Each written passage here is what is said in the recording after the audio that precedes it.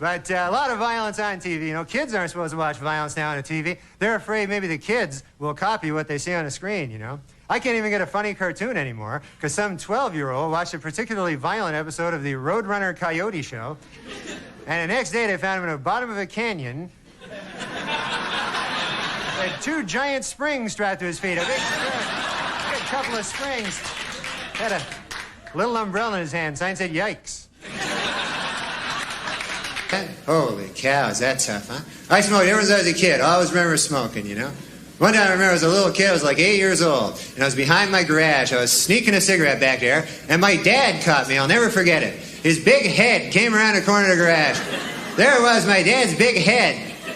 And then his body, right after it. There was his body. Trailing his head, as it often would. And he grabbed me, and he hauled me in. And I thought I was in for the strapping of my life, you know. What he did is he pulled out his giant cigar. Must have been half the size of my arm, this big cigar.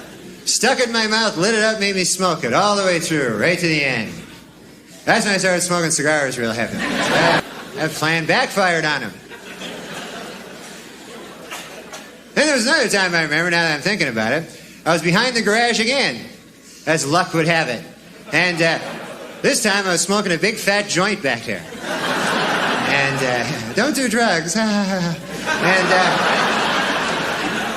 my dad's big head showed up again. And there's no body this time, just a big head. That was the funny part. You like to mix it up like that, you know? So anyways, he grabbed me there with his teeth, and he hauled me in. And I thought I was in for the strapping of my life, you know, but injected me with heroin. So he was a strict man, I'll tell you that. I'm not really afraid of dogs. I was just lying to you there. I'm trying not to lie as much. You ever lie? You ever lie for no reason? Like, usually there's for some reason, eh? But sometimes, you ever just have a big lie will spill out of your evil head there, you know? You don't even know why or nothing. You know, like a guy come up to you and go, "Hey, you ever see that movie with Meryl Streep and a horse?" And then you go, "Yes."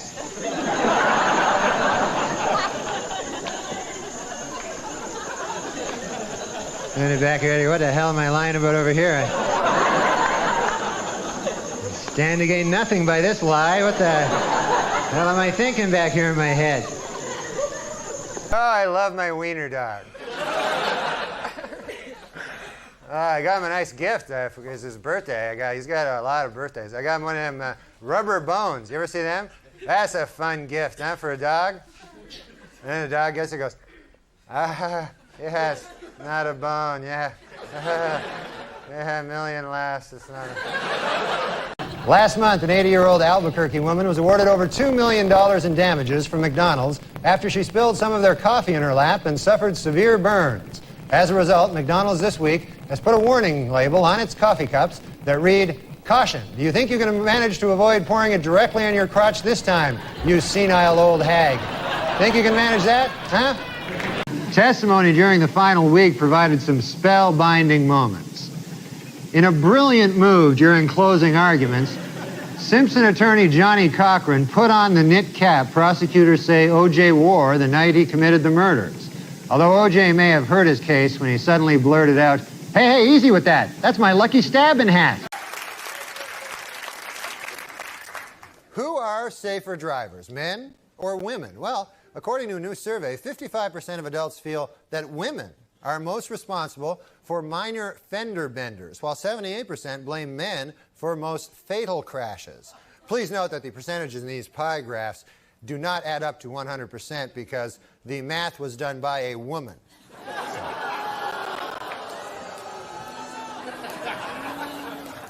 For those of you hissing at that joke, it should be noted that that joke was written by a woman. So now you don't know what the hell to do, do you? No, I'm just kidding. We don't hire women.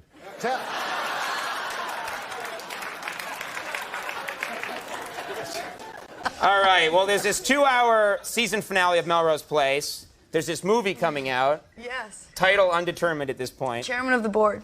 Oh, all right. Do something with that, you freak. I bet the board is spelled B-O-R-E-D. Great, man. He became the first defensive player to win the Heisman Trophy. And congratulations, Charles. That is something that no one can ever take away from you. Unless you kill your wife and a waiter, in which case... all bets are off. I wondered, I go, hey, wait a second here. Hey! I go, how did I go in a year and a half from being not funny enough to be even allowed in the building to being so funny that I'm now hosting the show? How did I suddenly get so damn funny?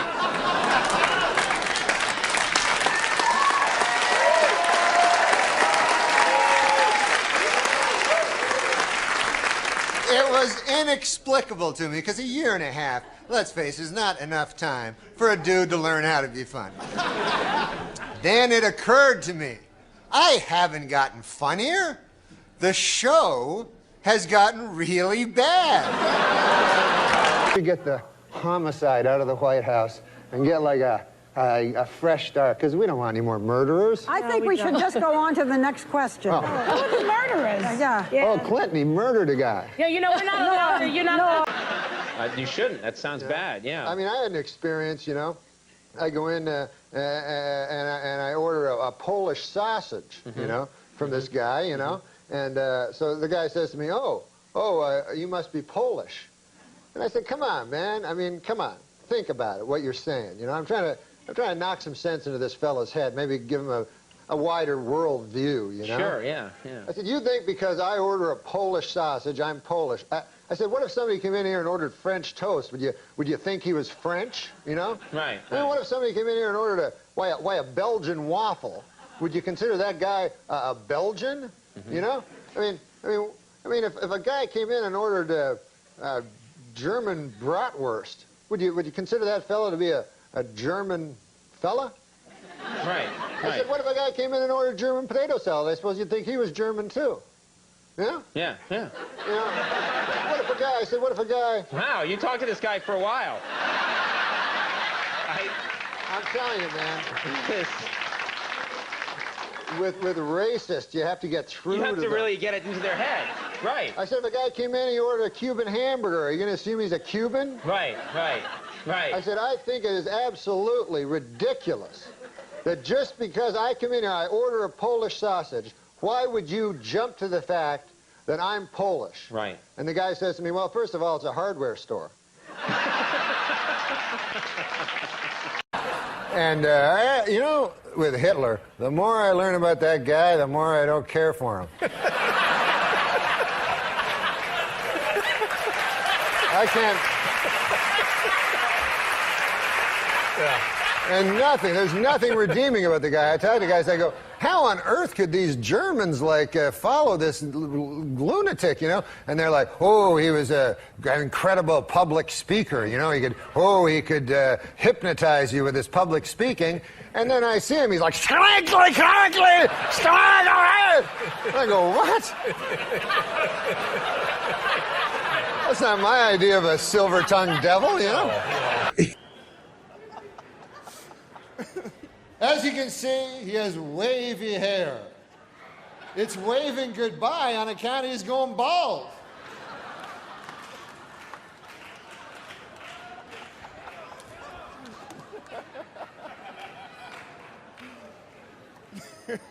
No, I think that Bob should join the Ku Klux Klan. And that's not because he's racist. He's not racist. It's just that he'd look a lot better with a hood over his head on account of his face.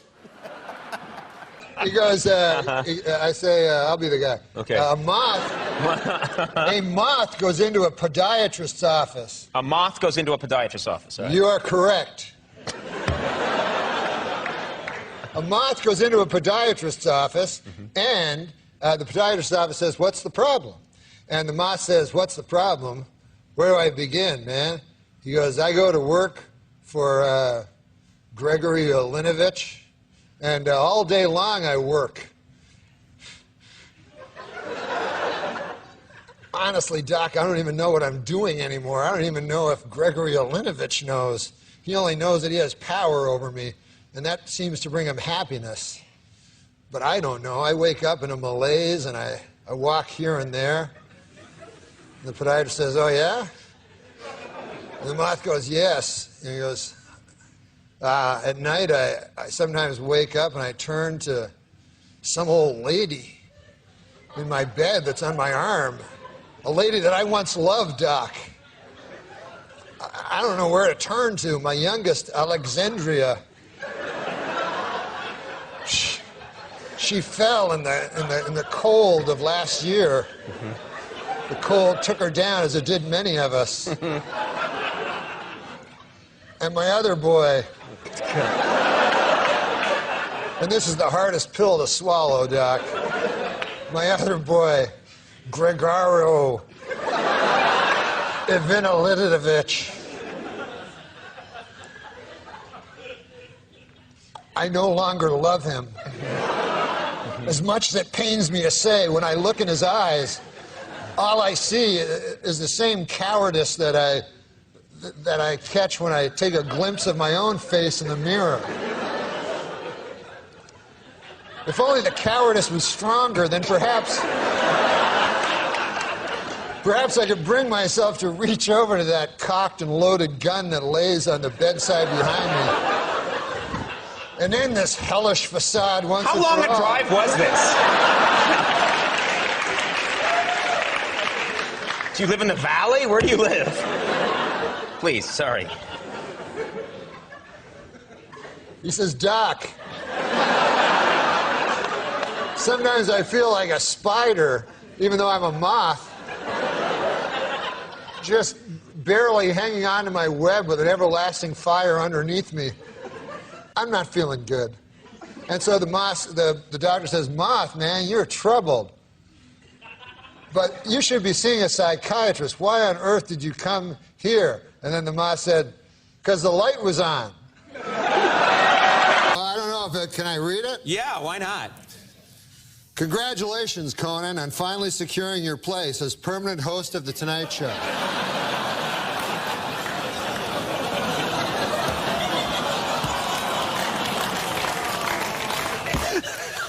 That's something they can never take away from you.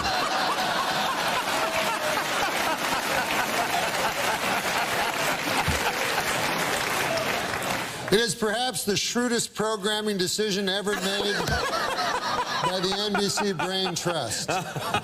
Sure, the pressure is on, but if I know you, Conan O'Brien, miserable failure is not an option.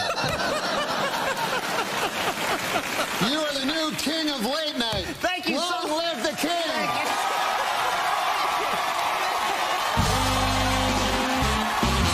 The reason I don't like it is because in the old days they go, hey, that old man died. Now they go, hey, he lost his battle.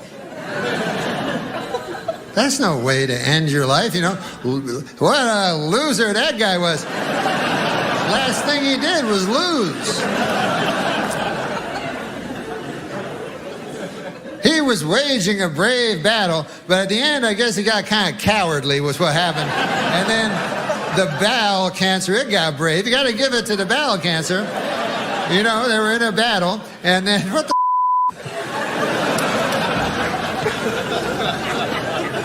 And I'm pretty sure, I'm not a doctor, but I'm pretty sure if the cancer dies, I mean, if you die, the cancer also dies at exactly the same time. So that, to me, is not a loss, that's a draw. That's a, you know what I mean? Some gold-plated chains would make a nice retirement gift for a very, very good slave. Well, this Are you serious? Well, this was written... Are you serious? This was written years ago. Did you just write that? I didn't write it. Did you just say that? No, I read it, yes. You read that? It was it was written, obviously. Oh my God almighty, I'm not part of this. No, it was written No, before. I'm not part of this. No, you can't read that. Well, what about this? Go ahead. Read this one. All right, ladies and gentlemen, you're familiar with the model Kate Upton? Well, apparently, she told the London Sun that life would be easier if she had small breasts. You know, I suppose that's true if by easier she means harder. We have a great show! There is one country that worries me, though. Not Iraq, not Iran, not North Korea. The only country that really worries me is the country of Germany. I don't know if you guys are history buffs or not, but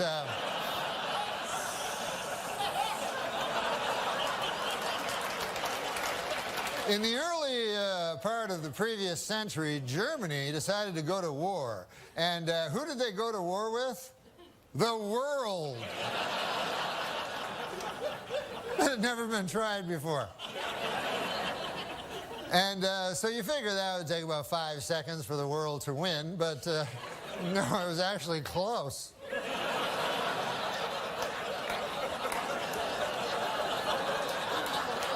Then about 30 years pass, and Germany decides again to go to war, and again it chooses as its enemy the world. And this time they have that guy, Schrankly, Crankly, that guy, and I'm not even going to dignify him by saying his name, but I think you know what I'm talking about. But you'd think at that point the world will go, listen, Germany, here's the deal. You don't get to be a country no more on account of you keep attacking the world. I mean, what do you think, you're Mars or something? Listen, come. How do you feel about a woman? She's supposed to be my life partner.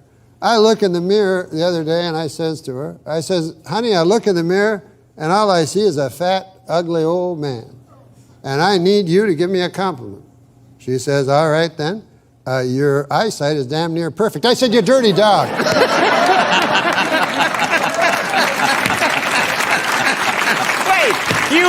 You called her a dirty dog? A dirty dog. A dirty dog. We have fights constantly. Oh, you do you? Oh, and sometimes it bleeds over. Like we were driving in a car. We went past a bunch of animals. There was a pig, a cow. And I admit this was a little cruel. You were kind of mad at her at the time. I was mad at her. So I said, hey, you see that pig, that cow, you know, horse? That remind you of any of your relatives? She says, yeah, my in-laws. I said, you dirty dog. Oh, wow. Wow. Dirty dog again. Wow. I tell you, until I met my wife, I always felt incomplete. Now I'm finished. But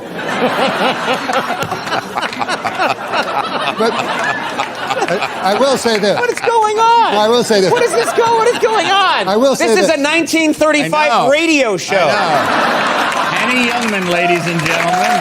Okay. What's that you say there, Norm? Let me say. Norm, what's that you say? Tell us more, Norm. We're going to take a break for Chesterfield figure-outs. Well, let me say something more modern and stylish then. Okay. My wife went into a coma. Oh, sorry to hear that. And the doctor said to me, you won't hear this from any 1935 comic. He says to me, there's one way to wake her up, but it's a little unconventional. You go in there and you have oral sex with her. I said, by God. He says, I've seen it work. I said, well, I'm willing to try. So I go in there, I'm in there about 5 minutes, and I come out. I said, Doc, she's choking.